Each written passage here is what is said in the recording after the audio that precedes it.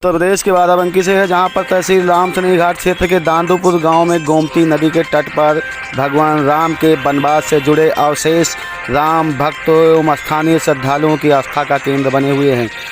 तहसील रामसनेही घाट मुख्यालय से करीब 18 किलोमीटर दूर दांदूपुर गांव के बाहर गोमती नदी के तट पर जंगल के बीच झाड़ियों में एक अर्धनिर्मित चबूतरे पर कुछ मिट्टी की आकृतियां रखी हुई हैं। इसी जगह पर एक चबूतरा भी बना हुआ है, जिस पर एक दीवार बनी हुई है। श्रद्धालुओं के मुताबिक भगवान राम के वनवास जाने के बाद उनके भाई भरत अपनी माताओं और परिजनों के साथ चित्रकूट में उन्हें वनवास से वापस लाने के लिए मनाने गए थे, परंतु भगवान राम द्वारा वापस न आने पर भरत ने अयोध्या वापसी के समय यहीं पर रुककर स्नान किया था।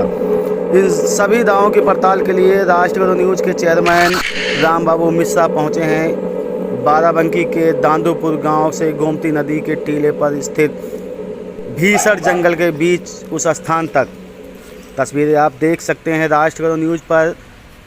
चैनल के चेयरमैन किस प्रकार भीषण जंगल के बीच उस स्थान तक पहुंचने का प्रयास करते हैं, जिसके बारे में तमाम तरह के दावे किए जा रहे हैं।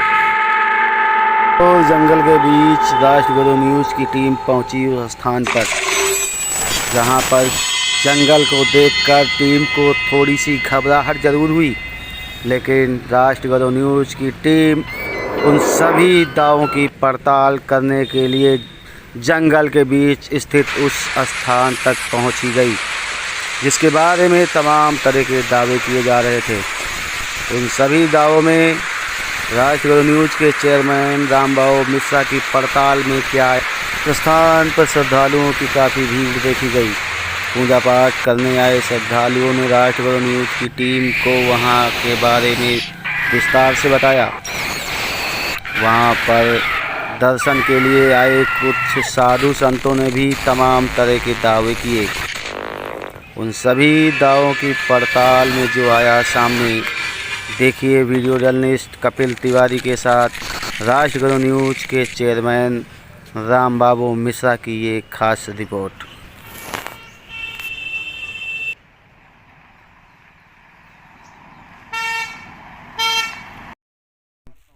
साथियों, आज हम राष्ट्रगुरु न्यूज़ की टीम आज पहुंची है रामसनेही घाट क्षेत्र से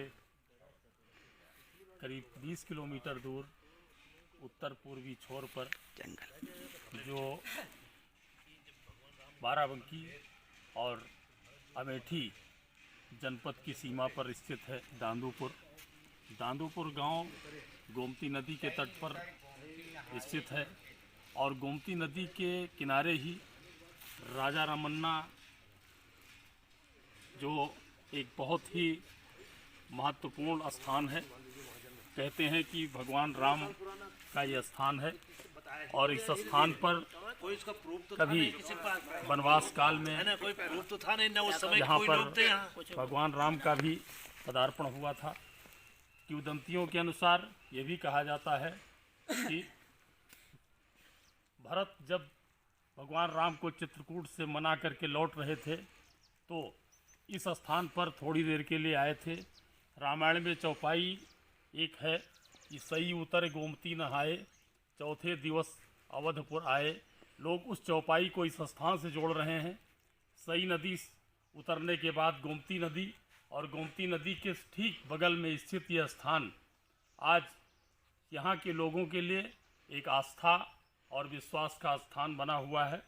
यहाँ के निवासी बताते हैं कि इस स्थान पर बम्बई और अन्य प्रांतों से भी लोग आते हैं, और जो भी इच्छा करते हैं वो उनकी पूरी होती है, और इसलिए इसकी मान्यता बहुत है।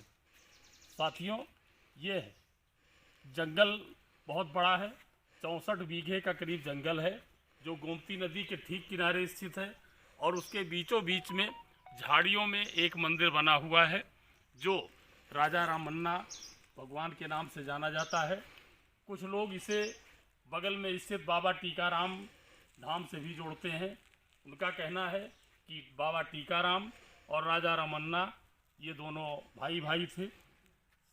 और आज ये स्थल इतना महत्वपूर्ण बन चुका है कि लोग यहाँ पर चाहे जितनी गर्मी हो, चाहे इतना जाड़ा हो, चाहे जैसा मौसम हो, यहाँ सुबह शाम आकर के पूजा अर्चना करते हैं, आरती करते हैं और अपने जीवन को धन्य बनाने के लिए मनोकामना भी करते हैं। साथियों, इस मंदिर की पुरानी कथा या पुरानी कहानियाँ ऐसी हैं कि कहते हैं कि ये मंदिर बनाने के लिए लोगों ने बहुत प्रयास किया, झाड़ियों को काट कर मंदिर बनाने की कोशिश की गई, लेकिन बताते हैं कि जो मंदिर बनाया जाता था वो मंदिर स्वतः गिर जाता था। कई बार प्रयास के बावजूद जब मंदिर नहीं बन सका तो लोगों ने बिल्कुल मंदिर का निर्माण करना बंद कर दिया। आज स्थिति यह देखिए, झाड़ियों के बीच में यह मंदिर बना हुआ है और जैसे तैसे जिस स्थिति में है वहीं पर पूजा अर्चना की जाती है। यहाँ पर पहले केवल एकमात्र यही एक मंदिर था, लेकिन लोगों ने अपने श्रद्धा के आधार पर, विश्वास के आधार पर बगल देखिए एक धर्मशाला भी बनवाया जो रुकने का स्थान है। साइड में एक मंदिर उधर भी बना हुआ है और वो गणेश जी का मंदिर है और इधर भी माँ दुर्गा का मंदिर भी बनवाया गया है। लोगों ने अपनी श्रद्धा के अनुसार इन स्थानों का निर्माण कराया है। हालांकि ये बीचों बीच जंगल में है, लेकिन फिर भी चहल पहल बनी रहती है। इस स्थल पर आने के लिए गांव से यहाँ तक खड़ंजा और खड़ंजे के बाद सीसी रोड भी बनवाया गया है। यहाँ पर सोलर लाइटें भी लगाई गई हैं, लेकिन कुछ कारणों से यहाँ पर जो विकास होता है वो कुछ लोगों जो समाज में हर तरह के लोग हैं, उन लोगों की वजह से कभी कभी यहाँ के सामान चोरी भी चले जाते हैं। लेकिन लोगों की ये मान्यता है कि जो इनके यहाँ चोरी करता है, जो इस जंगल से लकड़ी या किसी भी चीज़ की चोरी करता है, उसको उसका फल अवश्य मिलता है।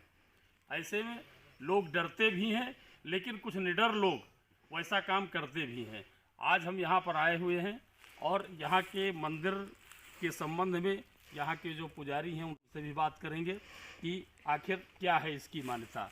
तो आप यहाँ पूजा करते हैं?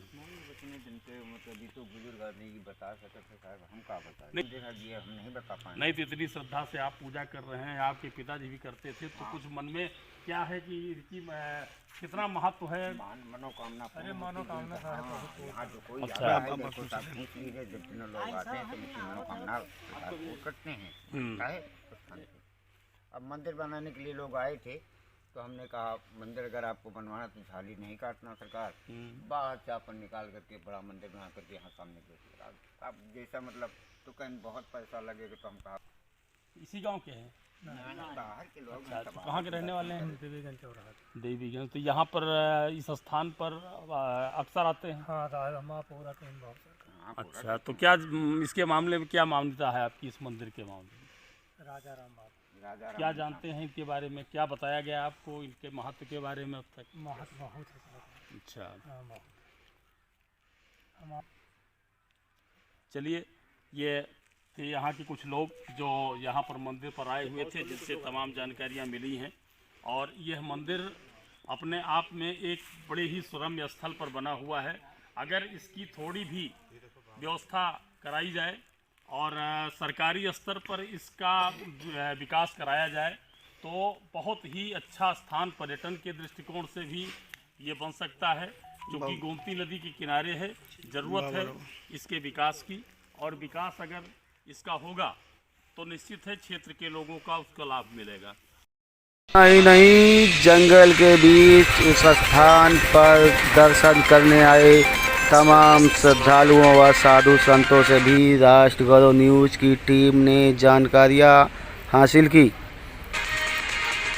स्थानीय लोगों व साधु संतों ने भी उस स्थान पर किए जा रहे दावों की पुष्टि की। तस्वीरों में आप देख सकते हैं, ये वही स्थान है भीषण जंगल के बीच में मौजूद, जिसके बारे में दावा किया जा रहा है कि यहाँ पर भगवान भरत राम से मिलने के बाद अयोध्या जाते समय इसी स्थान पर रुके थे। तो तमाम दावे इस स्थान के बारे में किए गए। यहाँ पर श्रद्धालुओं की भारी भीड़ भी देखी गई। 22 जनवरी को अयोध्या में श्री राम जन्मभूमि प्राण प्रतिष्ठा को लेकर तैयारियां जोरों पर हैं। ऐसे में श्री राम से जुड़े उन सभी स्थानों के बारे में भी दावे किए जा रहे हैं। उन सभी में एक ये स्थान भी है जिसके बारे में दावा किया जा रहा है कि वनवास के समय चित्रकूट में भगवान राम से मिलने पहुँचे भरत वापसी समय इसी स्थान पर गोमती नदी के किनारे पर स्थित ये स्थान जंगल के बीच में है। यहीं पर उन्होंने रुककर विश्राम किया था। फिलहाल के राष्ट्रगुरु न्यूज़ की टीम की पड़ताल यहीं ख़त्म नहीं हुई। राष्ट्रगुरु न्यूज़ की टीम ने आगे भी कुछ साधु संतों व अन्य लोगों से जानकारियां हासिल की। राजा रामन धाम और हमारे साथ मौजूद हैं राजेश जी, जो इसी गांव के रहने वाले हैं और इस मंदिर के बारे में विशेष तौर पर जानकारी रखते हैं और आप लोगों को बताएंगे। जैसा कि हमारे रामचरितमानस के आधार पे और अन्य पुराणों के आधार पे इस मंदिर की मान्यता बताई जा रही है। उसके आधार पे यहाँ बताया गया कि भरत जी जब वापस आए यहाँ पे खड़ाऊ लेकर के, तो एक रात का विश्राम यहाँ किया था। यहाँ जब एक रात का विश्राम किया गया था, तभी से यहाँ पे एक चौपाई दे दी गई थी कि सही उतर गोमती नहाए, चौथे दिवस अवध प्रभु आए। और ये बताया जा रहा है कि यहाँ पे बहुत पहले कभी इस मंदिर का निर्माण भी करवाने के लिए कुछ लोग यहाँ के, मान लीजिए क्षेत्रीय लोग, काफ़ी प्रयास किए, लेकिन निर्माण इसका हो नहीं पाया। मतलब यहाँ पे जब निर्माण करवाया गया, जैसा आपको लग रहा अधूरा निर्माण है, तो निर्माण करवाने का जब प्रयास किया तो उनको मतलब उससे क्षति हुई। तो उनको स्वप्न में श्री राजा राम धाम बाबा की तरफ से ये मतलब बताया गया कि हम लोग जो है किसी भी मंदिर में नहीं रहेंगे, हम इसी तरीके से झाली में ही रहेंगे। इसलिए इनका एक नाम, उपनाम झाली नरेश बाबा भी माना जाता है। और बाकी सब पौराणिक कथाओं के अनुसार यहाँ पे बहुत सारे कुछ पग चिन्ह मिलते हैं जो कि श्री राजा रामचंद्र जी से कुछ मिलते जुलते रहते हैं। तो उसी आधार पे इसकी मंदिर की पुरानी मान्यता काफ़ी ज़्यादा मानी गई है और यहाँ पे लोग आस्था भी काफ़ी है। यहाँ पे बहुत दूर दूर से लोग आते हैं और मंगलवार को यहाँ पे मान लीजिए लगभग लोग कथा और बहुत सब कुछ, मतलब दूर दूर से लोग आते हैं यहाँ पे सुनने के लिए। और 2 भंडारे साल में भी होते हैं यहाँ पे, बहुत अर्जेंट भंडारे होते हैं। एक चैत्र रामनवमी को मेला भी लगता है और भंडारा होता है, एक गणेश चतुर्थी को मेला और भंडारा होता है। और यहाँ पे इससे पहले कर्नाटका के बाबा जो साईं राम थे, उन्होंने इस धाम को बहुत ज़्यादा उच्च स्तर तक लेकर गए और काफ़ी यहाँ पे उनके आने से इसकी रमणीयता और ज़्यादा बढ़ गई। तो और मैं ज़्यादा क्या बताऊँ जानकारी के लिए। भी ये बाराबंकी जिला गोमती नदी के तट पे स्थित है और स्थित होने की वजह से यहाँ हर 12 कोस की दूरी पे एक सिद्ध महात्मा निवास करता था। गोमती नदी एक ऐसी नदी है, आदि गंगा भी कहा जाता है इन्हें। मनु शत्रुपा प्रथम बार इस नदी के किनारे नैमिषारण्य चक्रतीर्थ के पास में उन्होंने तपस्या की थी। तो इससे इस गोमती आदि गंगा की जो है महत्व बढ़ गई है। तो रामायण में तुलसीदास जी ने वर्णित किया, सही उतर गोमती नहाए, तीसरा दिवस अवधपुर आए। तो सही उतर गोमती नहाने का अर्थ ये रहा कि यहाँ पे भगवान रामचंद्र जी ने अपनी खड़ाऊँ वापस पहनी थी अयोध्या जाने के लिए। क्योंकि चित्रकूट में जब भरत महाराज जी उनकी खड़ाऊँ ले गए थे तो उसके बाद से वो नंगे पाँव चले थे। फिर जब यहाँ आए और लोगों को पता चला कि बाबा हमारे गोमती पार करके आ गए हैं, तो इतनी श्रद्धा थी लोगों में कि वो भाग के यहाँ तक आए। और ये प्रवेश द्वार बाराबंकी जिला माना जाता है। तो राजा रमन बाबा भी कोई थे, महात्मा रहे होंगे, सिद्ध पुरुष, जिन्होंने इस स्थान को उस चरण पादुका की सेवा की। आज भी ये जो चरण पादुकाएँ, वो जो खूंटी दिख रही हैं, वो चरण पादुकाओं की हैं। किसी को नहीं मालूम इसकी आदिकाल कब से है और कब तक है। 25 साल इसके पहले यहाँ दक्षिण भारत के एक महात्मा थे, तो वो बाबा जी बहुत सेवा की। उन्होंने काफ़ी यहाँ ये जितने भी मंदिर बने हुए हैं सब उन्होंने करवाया। उसके बाद वो चले गए, अभी वो दिवंगत हो गए वे फिलहाल में। और अब यहाँ पे एक महात्मा जी इसे कहते हैं हमारे भाई बंधु। और ठीक है, स्थान बहुत महत्व है और रामायण से आज पौराणिक स्थल जुड़ा हुआ त्रेता काल का ये स्थान है। और स्थान है लेकिन लोगों की निगरानी से बाहर है। इसके अभी बारे तक में आप भी यहाँ देख चुके होंगे, कोई ऐसी प्रशासनिक या शासनिक व्यवस्था नहीं है। आने का एक ढंग से रास्ता तक ना है। गोमती के बढ़ जाने के बाद लोगों, अच्छा मंगलवार को यहाँ लोगों की श्रद्धा है आज तो पब्लिक कम दिखे, लेकिन मंगलवार को पर्याप्त पब्लिक यहाँ आती है दर्शन करने, मत्था टेकने, और लोगों की मानी हुई मनौतियाँ पूरी हो जाती हैं। जैसे मैं एक दास हूँ, भिक्षुक हूँ, नागा सन्यासी हूँ, श्री राम जानकी मैं भवनियापुर में रहता हूँ।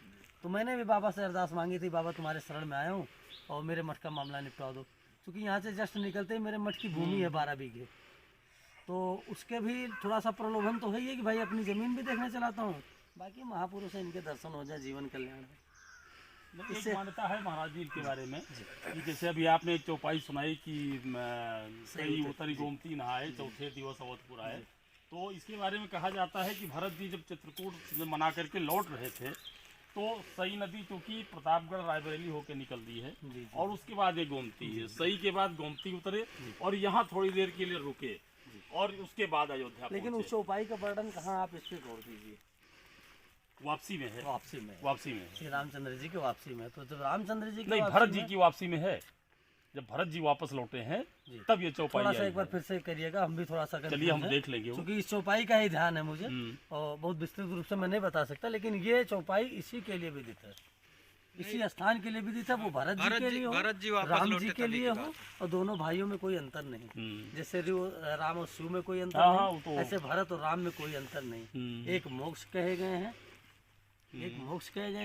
और दूसरे भजन कहे गए हैं। ठीक, तो आप यहाँ आते हैं लगभग? हाँ, अक्सर जब भी समय मिल गया। अभी तो तपस्या चल रही है, हिंदू राष्ट्र घोषित करने के लिए भारत को संकल्पित हूँ। जब तक हिंदू राष्ट्र नहीं घोषित हो जाता तब तक खड़ा ही रहूँगा, और रामचंद्र जी के दर्शन को अभी तभी जाऊँगा जब हमारे राष्ट्र को हिंदू राष्ट्र घोषित कर दिया जाएगा। तो अब इनसे बड़ा आशीर्वाद किसका लूँ, बताओ आप।